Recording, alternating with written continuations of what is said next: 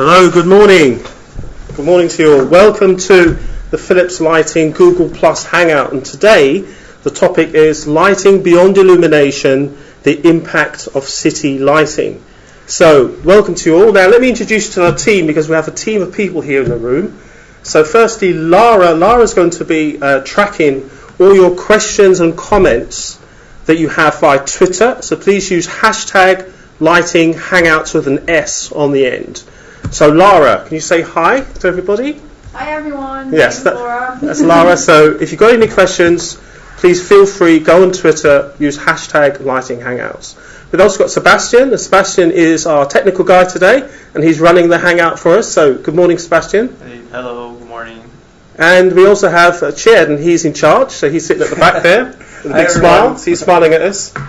My name is Clive Roach. I'm the Director of Social Media here at Philips Lighting, and I'm very happy to be the MC for today. And let me introduce our special guest, is Kees van der Kei. Kees van der Klauw. Yeah. Sorry. Just in case. Just in case.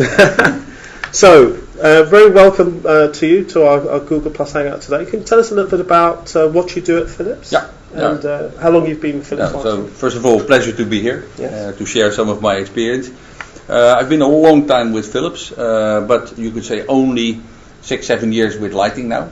I started my career in semiconductors, in Philips Research, and since then I've worked for almost 25 years in various businesses, also a short while outside Philips, but in hindsight always in digital transformations. So I was working in semiconductors at the time that we went from analog to digital electronics.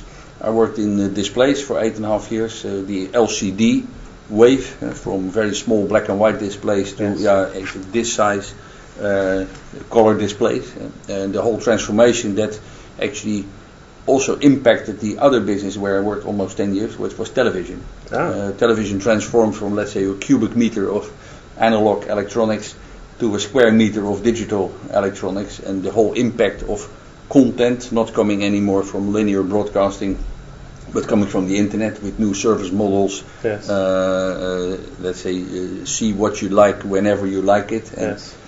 I think, and that was for me also the reason to join Philips Lighting, because something is going on in the lighting world. I think we are going to see a transformation that more is going to happen in the next 5 to 10 years than happened in the past 125 years. Wow. Of Philips Lighting, and then all of a sudden with the evolvement of LEDs, and they become so good and so cheap that basically there's no application that will not be taken over by LEDs. Already today, more than 50% of our business is in LEDs. Right. But those LEDs are electronic components, Yes. and then all of a sudden you're not just transforming your light sources, you're entering the world that has been waiting for, let's say, 15 years for lighting to go digital, and I think that is the excitement. So I think technology is there, still a lot of work to do, but it's all about the application of those technologies in the lighting environment. So all of a sudden lighting control becomes, let's say, pretty easy, straightforward. Algorithmic control, and intelligence you can embed in light sources. So there's still a lot of work to be done, and there are also fundamental topics. But you could say the sky is the limit when it comes to applications. So under that, with that note that you said there, that the sky's the limit, how do you manage your team, and how big is your team firstly? Well, in research, I'm the head of research. We have now 400 people worldwide, so it's quite a big Could you team. name some of those locations? Yeah, so we are in Shanghai, strong team. We are in India, where we focus on, of course, on software, but also on what we call dependable lighting systems, which is off-grid, battery backup, and increasingly important, I would say, for the world, because not everything is powered by power stations and with kilometers of copper wire. Yes. We have a very large team. The largest team is here in Eindhoven, where we do a lot on embedded systems, software, system integration and services, and we have a strong team in the Boston area, in Cambridge, walking distance from MIT, where we focus on systems and services. Right. Yeah. And if any of the team, if you've been mentioned there in Boston or Shanghai, if you're on the call now, please just say hi as well. And we look forward to hearing any of your questions. That you Boston might still be asleep. Might be asleep, yeah. Okay, so how do you actually manage such a big team, though? Yeah, So I think you have to build on strengths. You cannot afford to have all kind of duplications. What we have in common is strong application knowledge in every team, because we want to leverage the opportunities in the markets. And one characteristic of the lighting market is that it is very diversified. While the consumer electronics world is a global world, everyone has basically the same TV, the same iPhone, the same computer. But in lighting you see lots of local flavors in applications. So it's important that we not only have labs with certain competencies, but that we also leverage the ecosystem and meeting the right stakeholders, meeting people from governments, customers. That is one role for those teams. The other role is to be good, excellent in certain pieces of innovation. So we definitely leverage our relation with MIT and other stakeholders in North America, but we focus more on the systems and services, while you could say Asia, China has a very strong background in hardware, rapid integration, because the whole supply base in hardware is increasingly from the East. And in Eindhoven we have historically already a strong knowledge on embedded systems, system architectures, but it's not exclusive. So we have people frequently flying around, having one roof integrations in the place where we need to be to make the application successful. You call that one roof? One roof integration. It's a common approach in software. If you can have global, you can have teams worldwide at home, because sometimes you want to control your light when you're not at home, for safety, security purposes, or other reasons. So lighting becomes connected amongst the lighting points, but also connected to a backbone, to the cloud, and providing lots of data which we can use to improve our propositions to customers, but also develop new use cases. Right. Okay, so I think a lot of people who are watching this probably have a Hue at home, like a Hue Go or various types of Hue. So that's what the connected is. So now we know what connected systems are. What kind of projects that you could mention to us that your team's currently working on? Yeah, I would like to have a segmented view, because once you get into applications, you can have common technology, but once you get into applications, you have to talk the language of the application. So home is clearly an area where you have dedicated applications, and every home has 30, 40, 50 nodes, which I think makes lighting very attractive candidate. Actually, mine has 60. 60, okay, yeah. Well, the more the better. I have a whole ceiling with hundreds of. I don't have that many. But then you have offices, so professional, we call it professional environments, offices, libraries where people work. We have outdoor or public spaces, the city, but not only the city with cars and roads, but also squares where people meet, and city beautification. We have also an entertainment business where we do big shows. The most advanced shows are powered by Philips. Is that stage lighting shows or concerts? Stage concerts, so ACDC tour, for instance, was powered by Philips lighting. That was Patrick Woodruff was the designer. So we have outdoor and then professional office, but also retail and hospitality. So hotels, but also modern shopping malls. And I think lighting is increasingly important in frequently redecorating your window and your shop. And in the past you did it 4 times a year when the new season of clothes came in. Today you can do it every 2 or 3 weeks with just light settings. So these application areas are crucial, and then lighting is not only playing the role anymore of instead of darkness. So light used to be an alternative to darkness. But now it becomes actually a power factor in how people feel, how people behave, and the lighting infrastructure, the connected infrastructure, can have lots of embedded sensors that can bring more information than just the lighting information. But then, just a quick question on that point, though: is this move towards smart cities? Is it taking into account the feelings of people? Is that a factor, or is it just not efficiency and profit? No. For me, it's absolutely an important factor. I'm not saying that this was the factor in the past years. I dare say that smart cities were a bit of a hype, a statement, and everyone felt that the Internet of Things would bring new opportunities. And by the way, there was also a growing concern that if more and more people are going to live in big cities, it's expected that by 2050 2/3 of the world population is living in cities, in mega cities, so more than a few million people. I think the major of today may be retired, but the major of tomorrow, I think, has a concern about how can we keep this city livable. Yes. It's about safety, security, but also logistics, how to get food in and how to get waste out. Yes. So there was first a kind of general feeling, we should do something about the cities of the future. But then you have to go beyond the hype and say, what exactly do we mean? What use case do we have? Yes. Let me just pause here just to see if there's any questions on, if we've got anything on the hashtag lighting hangouts. Yeah, we do have a question from Great. Caroline. From Caroline, okay. I would like to ask Mr. van der Klauw, what city lighting project has made the most impact on him? We did a very interesting pilot project here in Eindhoven where we had, I think, 7 or 8 partners. So this is not just Philips Lighting and the local government. No, it was the Eindhoven University. There was the Institute for Social Welfare, or for mental health. There was the police. There were several small and medium enterprises that brought sensor technology, and we did an experiment on what we call the Stratumseind. Stratumseind is a famous, 200-meter know it very well. Street, with I think the highest density of bars and pubs in the whole west of Europe. And you can imagine that on a Friday evening it's extremely crowded, but sometimes we also have these football matches of the local PSV. And depending on the outcome of the football match, people can be in different moods. So there's an interest by the local government to make this, to keep it nice and to make it livable. And so sometimes we had lots of aggressiveness. In the early morning, it looks like there has been a war. There was a party time before.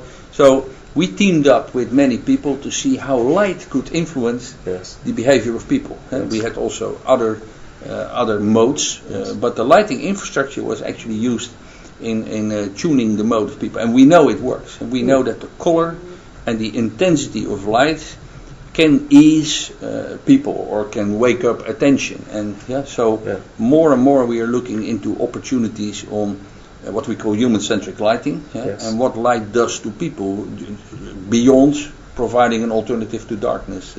Great. Well, thanks for that answer. And I saw a couple of people, like Sebastian, smiled in the room, so I think you know Stratumseind quite well. That's a nice place for going out. Absolutely. So let me ask you a question about the creation process of a typical project. So what does the life cycle of such a development look like, from creation, testing and eventual release? There's a big change. I must say that the traditional life cycles in lighting or light sources used to be, let's say, 7 years. So you invent a lamp, which takes a lot of time to invent it. It's very complex in gas discharge, etc. And then it stays in the catalog for, let's say, 7-8 years, and then there comes an upgrade or an improvement. Look at TL, tube lighting. We have seen, T12, T8, T5, triphosphorus, and lots of improvements, but pretty long life cycles. I would say 5 to 7 years. And then all of a sudden we move into LEDs, and then we are talking about 5 to 7 months. So I think that's a total shock. Wow. So you cannot afford anymore to make a design and say this is it. You have to design for upgrades or for flexibility. What we sell today to our customers, and where we have warranties of maybe 10 years or 50,000 hours, don't think that warranty can be filled in by replacing the same LED in 5 years' time from now, because that LED will not be there. There will be LEDs that are way better, cheaper, more powerful. Now I think we are approaching a saturation where they are all so good. But in the early days of LEDs, the speed of change was crazy. Now if you combine that life cycle of, let's say, less than a year with a 30-year life cycle of the application in the city lights are there for. To know what kind of specialists do you look for then? So there has been a big change in Philips Research over the past year. When I joined Philips Research, I think the dominant population was physics, Yes. mathematics, chemistry. My background is electronics, microelectronics, so it was all, let's say, the hardcore scientists. What we have today is people with business development background, psychologists, behavioral studies people, and still physicists, electronics, but lots of software people. Yes. So what has become important is integration capabilities. Right. We still have topics where we go deep, Yes. and where we create intellectual property, Yes. but increasingly it is teamwork and people that know how to connect the bits and pieces. Yeah?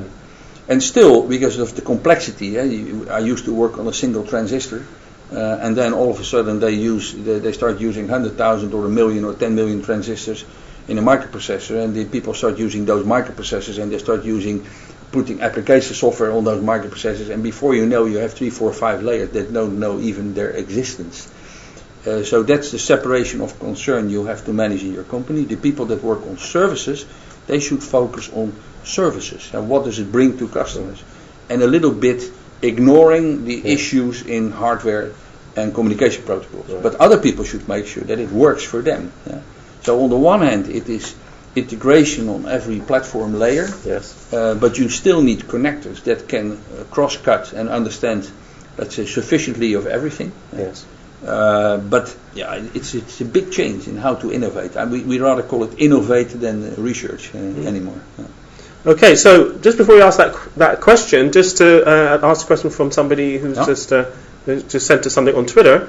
Just if you heard some of those roles and some of the things that Kees has already described, and you're interested in maybe looking at Philips towards a career, let me just give a shout out right now to our website, so our careers website, which is www.philips.com/careers/lighting. So if you are interested in any of those roles, we're going to come back and read that out again, but I just want to just give that shout out now. Okay, so now we're going to have a question from Twitter, and this is from Cy Barnstormer, and the question is, what would be his ultimate goal, that's you, with city lighting? Yeah. Well, my vision is that, first of all, that the lighting in the city becomes, let's say, much more experience rich than it is today. Today it's usually ugly colors, but very energy efficient, like the sodium lights. Yes. But I think we can have much more tunable colors where we tune it for events, but also tune it for safety. You can imagine that road safety can be increased by tuning the light spectrum depending on precipitation. When it's raining, so there are quite a few technology tricks that you can apply, and they become affordable.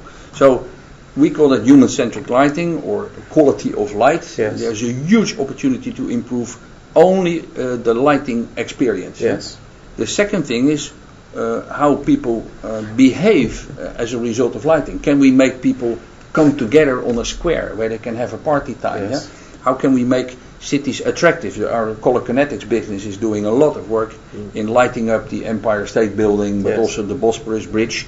And that has a tremendous value increase for cities. So that's and we have people that say, hey, I want to do something with solar lighting for the developing economies in Africa, etc. So the impact of lighting is don't think that smart cities is New York, Amsterdam, London, Paris. No, smart cities is also Nairobi. Because many people in Africa are also going to convene around, let's say, new economic centers. Yes. And we know that bringing light in those communities is starting up an economic activity. Yeah. Excellent. Right, okay, so I think we're coming down now. So final request for any questions.